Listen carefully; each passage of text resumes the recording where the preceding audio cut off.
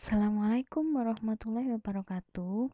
Hari ini kita akan belajar tentang persamaan dasar akuntansi yang masuk ke dalam KD 3.6, yaitu menerapkan persamaan dasar akuntansi.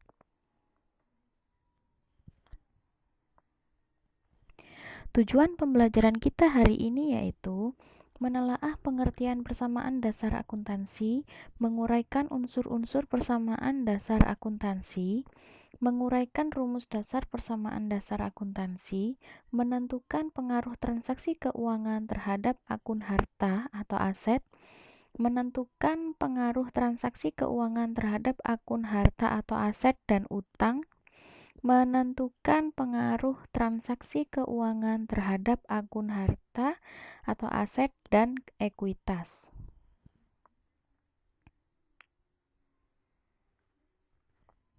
Berikut ini ada pendapat beberapa ahli tentang pengertian persamaan dasar akuntansi. Yang pertama, menurut Hendy Sumantri. Menurut Hendy Sumantri, persamaan dasar akuntansi adalah bentuk hubungan antara harta dan kewajiban perusahaan. Yang kedua, menurut Alam S., mengemukakan bahwa persamaan dasar akuntansi adalah harta atau aktiva selalu sama dengan kewajiban ditambah modal. Selanjutnya, menurut Sodikin dan Riono, persamaan akuntansi adalah sebuah keseimbangan, maka persamaan akuntansi dapat dikembangkan. Keuntungan merupakan bagian dari ekuitas sehingga persamaan bisa dijabarkan menjadi aset atau harta sama dengan kewajiban plus setoran dikurangi prive ditambah pendapatan dikurangi beban atau biaya untuk perusahaan perorangan. Menurut Lantip Susilowati, persamaan dasar akuntansi adalah persamaan yang secara global dan terpadu menggambarkan semua hubungan yang ada di identifikasi dokumen pengantar supplier dan identifikasi dokumen pembelian.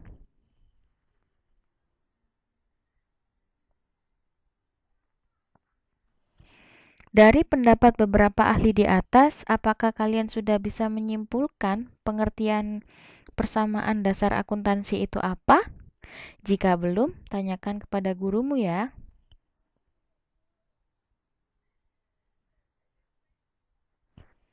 Selanjutnya, yaitu unsur-unsur persamaan dasar akuntansi. Unsur-unsur persamaan dasar akuntansi ada 5, yaitu yang pertama, harta atau bisa disebut dengan aset atau bisa juga disebut sebagai aktiva.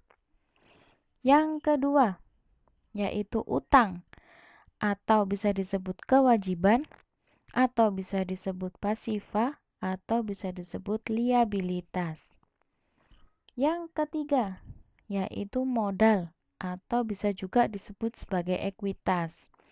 Yang keempat, pendapatan atau revenue. Dan yang kelima, beban atau expense.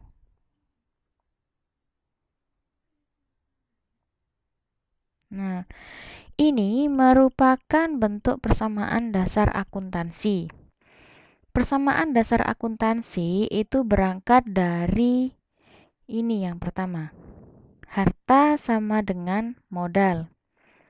Nah, harta sama dengan modal karena modal ini bisa berasal dari pemilik atau bisa juga berasal dari pinjaman atau debitur, maka persamaan dasar akuntansi akan berkembang menjadi ini. Harta sama dengan hutang plus modal, ya. Harta tadi bisa disebut juga dengan aset, ya. Nah, setelah harta sama dengan hutang plus modal ini, dalam perjalanannya, itu suatu perusahaan pasti akan mendapatkan pendapatan dan juga akan membayar beban-beban. Nah, pendapatan dan beban tadi tidak boleh langsung mengurangi modal di sini. Maka dari itu, persamaan dasar akuntansinya berkembang lagi menjadi ini. Harta sama dengan hutang plus modal plus pendapatan dikurangi beban. Seperti itu. Sampai di sini, apakah kalian sudah paham? Jika belum, silakan tanyakan kepada gurumu ya. Analisis pengaruh transaksi ke persamaan dasar akuntansi. Perubahan komponen posisi keuangan pada persamaan dasar akuntansi dapat dikelompokkan sebagai berikut. Yang pertama, setiap transaksi dapat mempengaruhi harta yang terjadi akibat perubahan harta yang diikuti dengan perubahan harta yang lain dalam jumlah yang sama. Yang kedua, setiap transaksi dapat mempengaruhi harta dan utang dalam jumlah yang sama. Yang ketiga, setiap transaksi dapat mempengaruhi harta dan modal dalam jumlah yang sama. Yang keempat, setiap transaksi dapat mempengaruhi harta dengan perubahan utang dan modal dalam jumlah yang sama.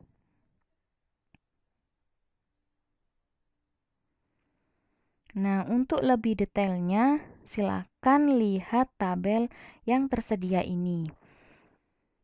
Ini 1-8 ini merupakan contoh-contoh transaksi yang terjadi di dalam suatu perusahaan. Dan di sini dituliskan pengaruhnya ke dalam persamaan dasar akuntansinya bagaimana. Kita bahas satu persatu. Yang pertama yaitu penanaman uang pemilik perusahaan.